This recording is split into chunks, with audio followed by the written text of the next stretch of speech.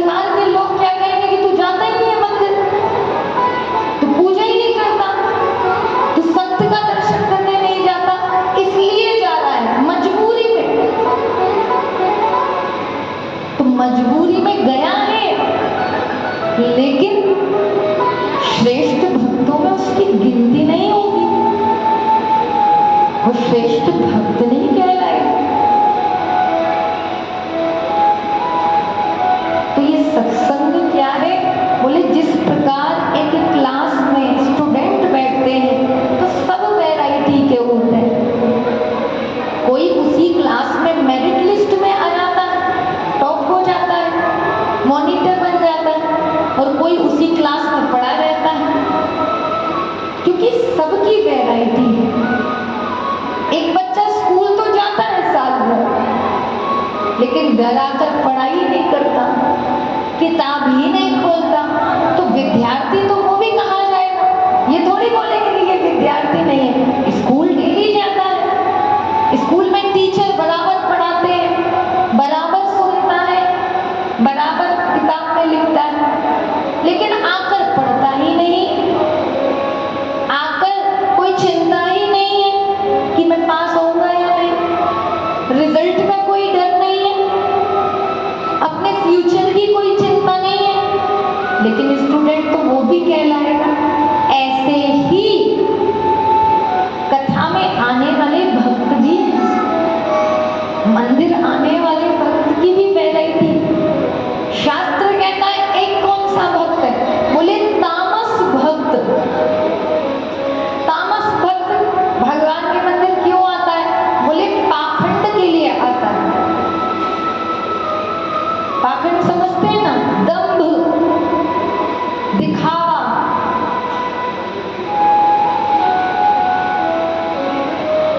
उससे बोलो भैया चलो खड़े हो जाओ, बेचारा खड़ा हो जाए, बोले ये माला ले आओ, माला ले आएगी, ऐसा कर लो, ठीक आएगा, सुनेगा, कथा हो रही है, कुछ नहीं, जैसे सब सुन रहे हैं वो भी सुनेगा, लेकिन सुनकर उस पर उस कथा का कोई भी प्रभाव नहीं पड़ेगा। गुरु समझा समझा के थक जाए, माता पिता समझा समझा कर थक जाए, श्रेष्ठ समझा समझा कर थक जाए, वो सुनेगा, वो 3 घंटा बैठेगा, लेकिन उस पर उस कथा का कोई भी प्रभाव नहीं पड़ेगा। इसका अर्थ है कि वो जो वैरायटी है भक्त की, वो है तामसी भक्त। ऐसा भक्त जो सब कुछ जानता है, क्या करना चाहिए, क्या नहीं करना चाहिए, क्या अच्छा है, क्या बुरा है, क्या उचित है, क्या अनुचित है, क्या पाप है, क्या पुण्य, जानता है, सुनता है, लेकिन उसे जीवन में नहीं होता है।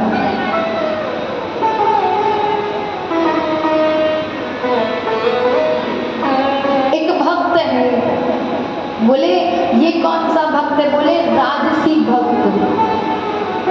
बोले वो जैसे ही घर से चलता है 10 रुपया का प्रसाद लेता है, तुरंत सोचता है 10 रुपए की ये चिनोरी दी है, जाकर बोलूंगा भगवान से मेरा एक काम पूरा कर दो, मेरा ये कार्य पूरा कर दिया तो अगले मंगलवार 11 रुपए के लड्डू चढ़ाऊंगा।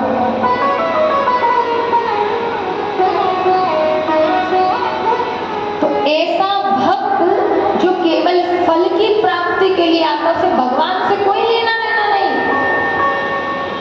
उसे संत से कोई लेना देना नहीं, उसे गुरु से कोई लेना देना नहीं, उसे केवल अपने मनोरथ से मतलब है।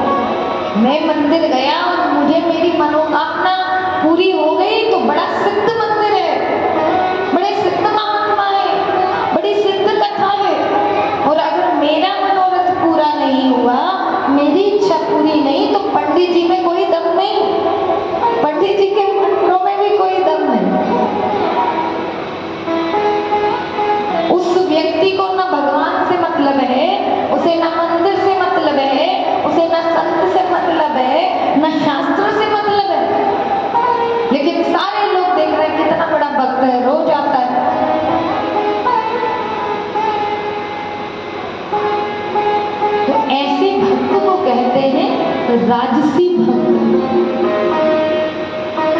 एक भक्त होता है बोले सात्विक भक्त। बोले सात्विक भक्त कैसा होता है? बोले भगवान के मंदिर में आता है, उसे अपने जीवन में जो कुछ भी मिलता है, घर मिलता है, गाड़ी मिलती है, परिवार मिलता है, धन मिलता है, दौलत मिलता है, सुख मिलता है, दुख मिलता है, जो कुछ भी मिलता है वो उसे भगवान की कृपा समझता है। वो सोचता है जो कुछ भी मुझे मिल रहा है ये मुझे प्रभु की इच्छा से मिल रहा है। मेरे जीवन में जो भी घटित हो रहा है, जो भी घटना घट रही है वो प्रभु की इच्छा से घट रही है। इसलिए अपने समस्त कर्मों को भगवान को समर्पित करता है। ना दुख है ना सुख है, जो कुछ भी मेरे जीवन में हो रहा है ये प्रभु को समर्पित करता है तीसरा भक्त। इसे कहते हैं सात्विक भक्त। परंतु इस भक्त की भी एक इच्छा होती है। बोले इस भक्त की क्या इच्छा होती है? जब अपना सब कुछ सर्वस्व भगवान को सौंपता है, अपने हर कार्य को सोचता है प्रभु की इच्छा से हो रहा है, फिर इसकी क्या इच्छा होती है? बोले इसकी भी एक इच्छा होती है। बोले क्या? बोले भगवान जो कुछ भी चल रहा है सब बहुत अच्छा है, लेकिन अपनी कृपा आप मुझ पर बनाए रखना। वो भगवान से भगवान की कृपा बनाए रखने की कामना है उसके अंदर। इसे कहते हैं सात्विक भक्त। लेकिन पुराण कहता है भगवान को कौन से भक्त पसंद है? बोले भगवान को पसंद है, भगवान को तो सभी प्रिय है, लेकिन भगवान को जो सबसे ज्यादा प्रिय है वो है भगवान को निर्गुण भक्त। बोले श्रीमद् भागवत महापुराण की कथा में चौथे दिन ही कृष्ण जन्म क्यों होता है? जब कृष्ण कथा गानी है तो पहले दिन से कृष्ण जन्म हो जाता, लेकिन चौथे दिन क्यों होता है? तो हर चीज का कोई नियम है। कहते हैं जब श्रीमद् भागवत महापुराण की पहले दिन की हम कथा सुनते हैं तो हमारे अंदर जो तामस भक्त के लक्षण है वो समाप्त हो जाते हैं। दूसरे दिन की कथा जब हम सुनते हैं तो हमारे अंदर राजस भक्त के जो लक्षण है वो समाप्त हो जाते हैं। तीसरे दिन की कथा जब हम सुनते हैं तो सात्विक भक्त के जो लक्षण है वो समाप्त हो जाते हैं। और चौथे दिन बचा क्या? बोले कृष्ण का आनंद, कृष्ण महोत्सव। क्योंकि जब सब समाप्त हो जाएंगे, कृपा की भी भावना समाप्त हो जाएगी, फिर तो दोनों हाथ ऊपर हो जाएंगे। अब डुबाना है तो डुबा दे और बचाना है तो बचा दे। अब सौंप दिया इस जीवन का सब भार तुम्हारे हाथों में, हे जीत तुम्हारे हाथों में और हार तुम्हारे हाथों में और हार तुम्हारे। ये चौथी स्थिति जब आती है इसे कहते हैं निष्काम भक्त। इसका अर्थ है प्रभु जो कर रहे हैं, जो मेरे जीवन में होगा, अच्छा होगा बुरा होगा, प्रभु की मर्जी पर छोड़कर उसका विचार समाप्त हो जाता है। प्रभु से कोई उसकी मांग नहीं होती। इसे कहते हैं निर्गुण। इसलिए भक्त तो सभी है, लेकिन सबकी एक अपनी वैरायटी है। निष्काम भक्त कौन है? निर्गुण भक्त कौन है? बोले सच्चा भक्त वो है जो भगवान के मंदिर में केवल भगवान से भगवान को मांगने जाए, भगवान से मांगने नहीं जाए। अगर भगवान से भगवान को न मांगकर हम कुछ मांग रहे हैं, इसका अर्थ है कि अभी हमारा जो ये